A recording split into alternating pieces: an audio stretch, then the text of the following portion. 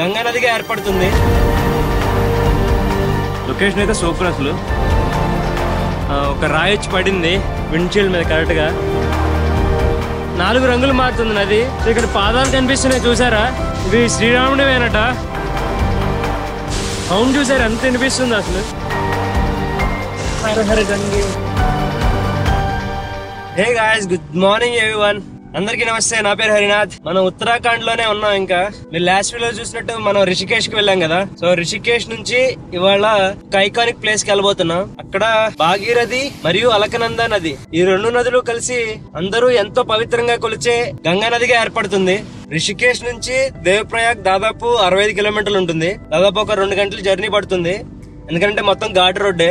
చలో వెళ్దాం. ఇంకా దేవప్రయాగ్ ఇంకా 10 కిలోమీటర్లు ఉంది ఇక్కడ నుంచి. ఇక్కడ ఫుడ్ తిందామని ఆగాము. ఇప్పుడు దాకా అంతా ఘాట్ రోడ్డు, ఇప్పుడే కొంచెం బెటర్ గా ఉంది ఈ ఏరియా. బస్సులో అవి కూడా ఆపి ఫుడ్ తినడానికి రెస్టారెంట్స్ ఎలా ఉన్నాయి, వెళ్ళేమైనా తిందాం. అయితే ఈ హోటల్లో వ్యూ చూసారు, ఇక్కడ పక్క నుంచే గంగా నది. ఇక్కడేం వేడివేడిగా పరాటా. చాలా బాగుంది ఇక్కడ లొకేషన్. అసలు గంగా నది ఏరియా ఇక్కడ అంతాను చిన్నగా ఉంటుంది. విడ్త్ అనేది కిందకి వెళ్లే కొద్దీ విడ్త్ పెరుగుతుంది. ఇంత నార్త్ సైడ్ కి మనం ఎప్పుడు రాలేదు కదా. నాకైతే చాలా డిఫరెంట్ గా ఉంది ఎక్స్పీరియన్స్. మన ప్లేస్ లాగా కాకుండా చాలా కొత్త ఫీల్ వస్తుంది ఇదంతాను. మన దగ్గర అటు వెస్టర్న్ ఘాట్స్ ఈస్టర్న్ ఘాట్స్ చాలా కొండలు అవి ఉంటాయి, కానీ ఇక్కడ ఫీల్ డిఫరెంట్. లొకేషన్ అయితే సూపర్. అసలు ఫుడ్ తింటూ పక్కన ఈ కొండల్లో గంగా నది చూస్తూ. ఓకే గాయ్స్, మనం దేవప్రయాగ్ జంక్షన్ దగ్గరికి వచ్చేసాం. నాకు ఎదురుగానే సంగమం అవుతున్న ప్రదేశం కనిపిస్తుంది.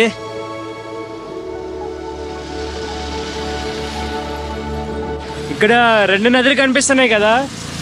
ఒకటేమో భాగీరథి నది, అటుపక్క వచ్చేది అలకనంద నది. ఈ 2 కలిసి ఇక్కడ గంగా నదిగా ఫామ్ అవుతాయి. వావ్, చాలా బాగుంది లొకేషన్. అసలు ఇంత పవిత్ర సంగమం ప్లేస్.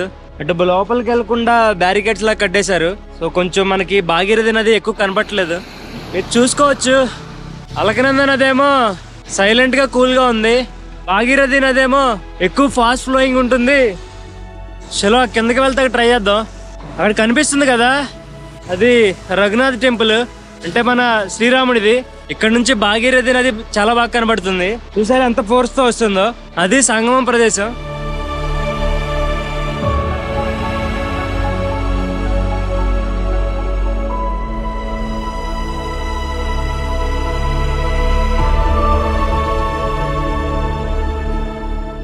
ఓకే, ఇంకా కిందకి వెళ్ళలేదు నేను. దేవప్రయాగ్ దగ్గర ఒక గుర్తుండే మెమరీ వచ్చేసింది. కారు అటు పక్కన పార్క్ చేసా కదా, నేను పార్క్ చేసి ఇటు పక్క వచ్చాను కదా. ఒక రాయి వచ్చి పడింది విండ్షీల్డ్ మీద, కరెక్ట్ గా బ్యాక్ విండ్షీల్డ్ మీద. విండ్షీల్డ్ బ్రేక్ అయిపోయింది.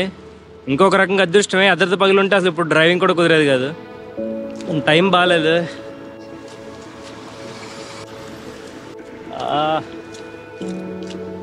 ఉత్తరాఖండ్కి వచ్చినప్పటి నుంచి నాకు ఇష్యూస్ ఏదో ఒకటి కనపడుతూనే ఉంది. అంత కొండల్లో రాళ్ళలో ఎక్కడ ఏ పడతాయి ఏటో ఏం అర్థం కావట్లేదు. ఎప్పుడు చిన్న గీత కూడా పడకుండా డ్రైవ్ చేస్తాను అంత జాగ్రత్తగా. కారు పక్కన ఆపుంటే ఇట్లా అయిపోయింది. ఏం చేస్తాం, ఫైన్. చలో పదని కిందకి వెళ్దాం. ఓకే గాయస్, మనం ఇందాక అక్కడ ఆగాం కదా.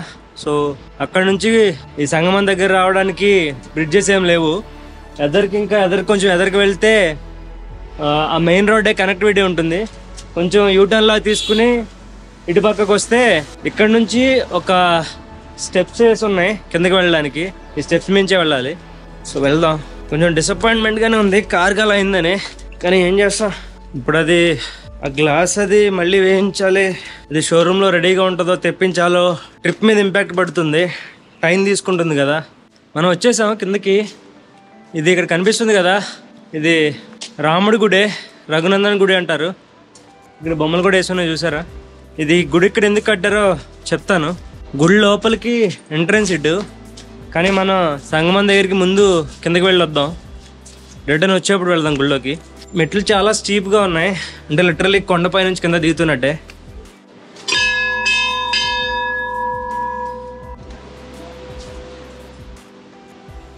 ఆల్మోస్ట్ వచ్చేసాం. ఇక్కడ ఒక చిన్న షాపింగ్ ఏరియాలో ఉంది. నాకు కింద నది ప్రవాహం సౌండ్ వినపడుతుంది, ఎస్పెషల్లీ ఆ భాగీరథి నది.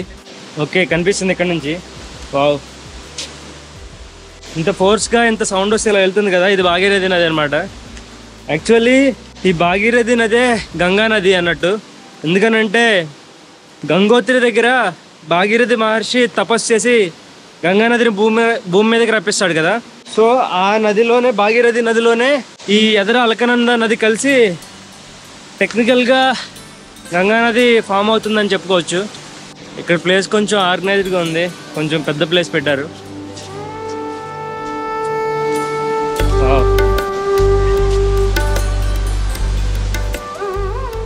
చూస్తున్నారా భాగీరథి నది ఎంత ఫోర్స్గా వస్తుందో.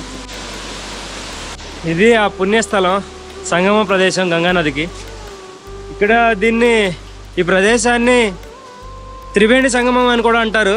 ఎందుకనంటే సరస్వతి నది భూగర్భంలో ప్రవహిస్తుందట. సో ఇది అలకనంద నది. ఈ నది బద్రీనాథ్ నుంచి వస్తుంది. ఇక్కడ కూడా వాటర్ ఫ్లో హెవీగానే ఉంది, కానీ కూల్గా శాంతంగా ఉంది, సైలెంట్గాను.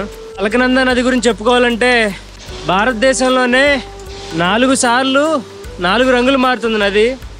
అంటే సీజన్ బట్టి వర్షాకాలంలో బురద అలా నల్లగా అలా ఉంటూ, ఇంకో రంగులో ఒకసారి గ్రీన్గా ఉంటూ, ఇప్పుడు ఆల్మోస్ట్ బ్లూయిష్గానే ఉంది భాగీరథి నదిలాగానే. సో సమ్మర్ వచ్చేసరికి ఇంకోలా ఉంటుంది, వర్షాకాలంలో ఇంకోలా ఉంటుంది. సో మొత్తం 4 రంగుల్లో కనిపిస్తుందట. అక్కడ అది త్రివేణి సంగమం. అది కింద కూడా వెళ్ళొచ్చు, వెళ్దాం. ఇక్కడ రాముడి గుడి ఎందుకుందో తెలుసా? చెప్తానన్నాను కదా. సో ఇక్కడ పాదాలు కనిపిస్తున్నాయి, చూసారా? ఇవి శ్రీరాముడివేనట. అంటే రావణాసుని సంహరించాక శ్రీరాముడు ఇక్కడికే వచ్చి తపస్సు చేసుకున్నారట. సో అది ఆయన పాదగుర్తులు ఉన్నాయి ఇక్కడ. ఇంకా కొంచెం కిందకి వెళ్దాం. ఓకే, దగ్గర నుంచి చూస్తుంటే చాలా భయంగా ఉంది అసలు నది ప్రవాహం.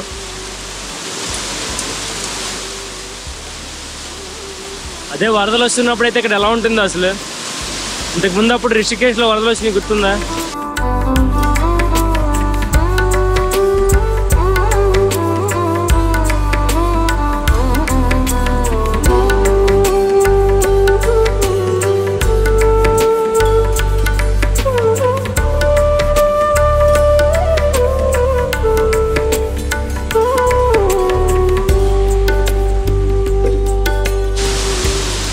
సౌండ్ చూసారు ఎంత వినిపిస్తుంది అసలు. చాలా విపరీతమైన ఫ్లో ఉంది భాగీరథి నది. ఇది పక్క అలకనంద నది. ఇక్కడ దిగి కావాలంటే స్నానం చేయొచ్చు. చుట్టూరు కొంచెం సేఫ్టీ కట్టారు, కానీ ఎక్కువ లోతుకి వెళ్లకుండా పక్క నుంచి చేయొచ్చు. చాలా చల్లగా ఉన్నాయి నీళ్ళు మటుకి.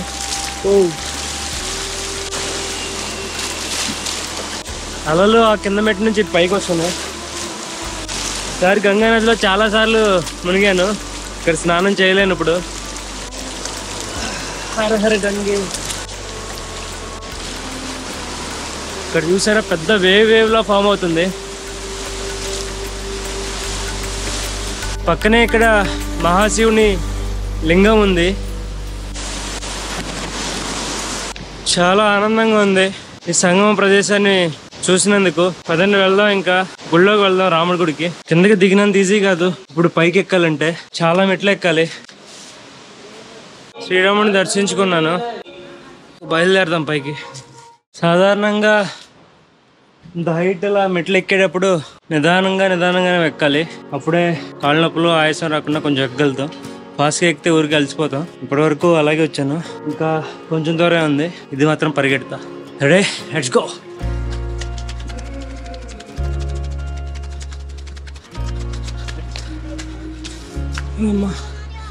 Made it. సో వరి అవ్వాల్సిందేం లేదు. కార్ విండ్షీల్డ్ సంగతి నేను చూసుకుంటాను.